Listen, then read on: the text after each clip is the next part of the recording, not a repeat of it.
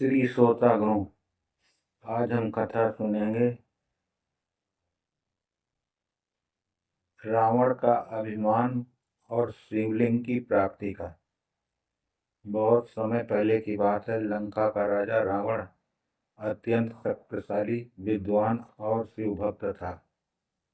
उसने कठोर तपस्या करके भगवान शिव को प्रसन्न किया। उसकी भक्ति इतनी प्रबल थी कि उसने अपने सिर तक का भगवान शिव को अर्पित कर दिए। रावण की इस तपस्या से प्रसन्न होकर भगवान शिव प्रकट हुए और बोले, वत्स रावण, मैं तुम्हारी भक्ति से अत्यंत प्रसन्न हूँ। मांगो, क्या चाहते हो? रावण ने तुरंत कहा, प्रभु, मैं चाहता हूँ कि आप मेरे साथ लंका चलें ताकि मेरा राज्य अजय हो जाए। भगवान शिव मुस्कुराए और बोले, मैं स्वयं तो नहीं जा सकता, लेकिन मैं तुम्हें अपना एक दिव्य शिवलिंग देता हूँ। यदि तुम इसे लंका में स्थापित कर दोगे तो तुम्हारा राज्य अजय हो जाएगा। लेकिन शिव जी ने एक शर्त रखी, रावण, इस शिवलिंग को तुम अपने रास्ते में कहीं भी धरती पर नहीं रखोगे।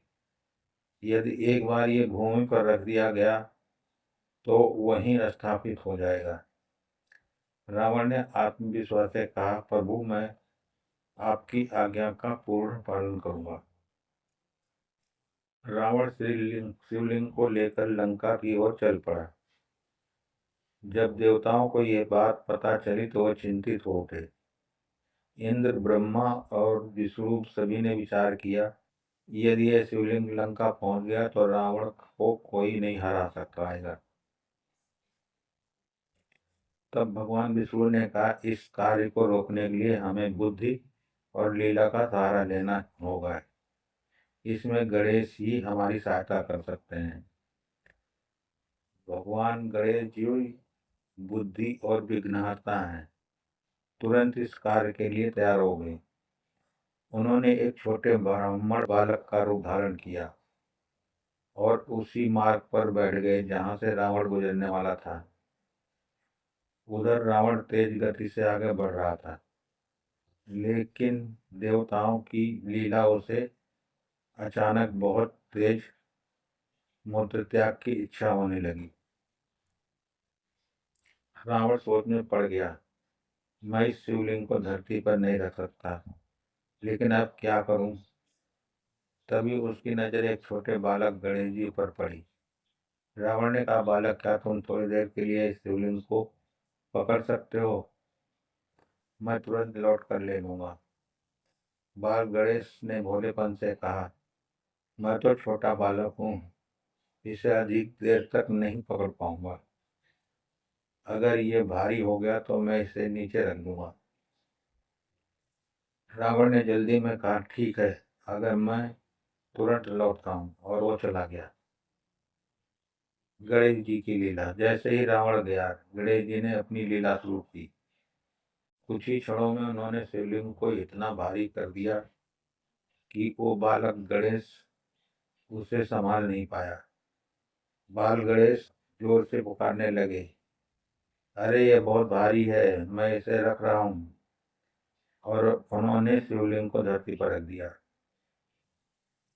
रावण का क्रोध। जब रावण वापस आया तो उसने देखा कि शिवलिंग भूमि पर रखा हुआ है। वो क्रोधित हो उठा, अरे मूर्ख बालक, मैंने तुझे इसे रखने से मना किया था। बाल गणेश मासूम बनकर बोले, मैंने आपको कई बार पुकारा, लेकिन आप आए ही नहीं। ये बहुत भारी था, मैं क्या करता। रावण को समझ आ गया कि उससे बड़ी भूल हो गई है। उसने पूरी ताकत लगाकर शिवलिंग को उठाने की कोशिश की, लेकिन अब वो अचल हो चुका था। रावण ने अपनी पूरी शक्ति लगा दी। उसने अपने दोनों हाथों से शिवलिंग को उठाने की कोशिश की, फिर मंत्रों का जाप किया, यहाँ तक कि उसने अपने 10 सिरों की शक्ति भी लगा दी, लेकिन शिवलिंग टस से मस नहीं हुआ। रावण क्रोध और निराशा से भर गया। रावण ने जोर से शिवलिंग को खींचने का प्रयास किया। उसकी शक्ति इतनी प्रबल थी कि धरती कांप उठी, पहाड़ हिलने लगे, लेकिन शिवलिंग अपनी जगह से नहीं हिला। उसके नाखूनों के निशान तक शिवलिंग पर पड़ गए, लेकिन वो वहीं स्थिर रहा। तभी आकाशवाणी हुई, रावण, ये भगवान शिव की इच्छा है, अब यह शिवलिंग यहीं स्थापित रहेगा। रावण समझ गया कि यह सब कोई साधारण घटना नहीं है। उसने उस बालक की ओर देखा और कहा, तू कोई साधारण बालक नहीं है, सच बता तू कौन है। तभी वो बालक अपने वास्तविक रूप में प्रकट हुआ। वे थे भगवान गणेश। गणेश जी मुस्कुराए और बोले, रावण, तुम्हारी भक्ति सच्ची है, लेकिन उसमें अहंकार भी है। तुम भगवान शिव को अपने अधिकार में रखना चाहते थे। याद रखो, भगवान किसी के अधीन नहीं होते। भक्ति में विनम्रता आवश्यक है। रावण का सिर झुक गया। रावण ने हाथ जोड़कर कहा, हे विघ्नहर्ता, मुझसे भूल हो गई, कृपया मुझे क्षमा करें। गणेश जी बोले, तुम्हारी भक्ति व्यर्थ नहीं जाएगी, ये स्थान भी अत्यंत पवित्र बनेगा, और यहाँ जो भी सच्चे मन से पूजा करेगा उसकी मनोकामना पूर्ण होगी। शिवलिंग का महत्व, ये शिवलिंग वहीं स्थापित हो गया और एक महान तीर्थ बन गया। कहते हैं कि वही स्थान है जहाँ भगवान शिव की असीम शक्ति विराजमान है, और यह स्थान आज भी भक्तों के लिए आस्था का केंद्र है। समय बीता और जब भगवान श्री राम ने रावण का वध किया, तब भी इस घटना का महत्व सामने आया। ये कथा हमें सिखाती है कि केवल शक्ति और भक्ति ही पर्याप्त नहीं है, विनम्रता और बुद्धि उतनी ही आवश्यक है। कथा का संदेश, अहंकार सबसे बड़ी बाधा है, भगवान को पाने के लिए विनम्रता जरूरी है। गणेश जी हमेशा धर्म की रक्षा करते हैं। बुद्धि बल से बड़ी होती है। रावण के जाने के बाद वो स्थान अत्यंत पवित्र बन गया। देवताओं ने राहत की सांस ली, क्योंकि अब शिवलिंग लंका नहीं पहुंच पाया था। लेकिन इस कथा का असली रहस्य अभी बाकी था। सालों बीत गए। धरती पर धर्म की रक्षा के लिए भगवान विष्णु ने श्री राम के रूप में अवतार लिया। जब श्री राम ने रावण का वध किया, तब एक बहुत बड़ी समस्या सामने आई। रावण कोई साधारण राक्षस नहीं था, वो एक महान ब्राह्मण और शिव भक्त भी था। इसलिए जब श्री राम ने उसका वध किया, तो उन पर ब्रह्म हत्या दोष लग गया। श्री राम चिंतित हो गए, मैंने धर्म की रक्षा के लिए रावण का वध किया, फिर भी मुझ पर ये दोष क्यों। तभी ऋषि मुनि बोले, प्रभु, ये दोष तभी दूर होगा जब आप भगवान शिव की आराधना करेंगे। शिवलिंग की स्थापना का निर्णय, श्री राम ने निश्चय किया कि वह भगवान शिव का एक दिव्य शिवलिंग स्थापित करेंगे। उन्होंने हनुमान जी का आदेश दिया, हे पवन पुत्र, आप कैलाश जाकर स्वयं भगवान शिव से शिवलिंग लेकर आइए। हनुमान जी तुरंत निकल पड़े।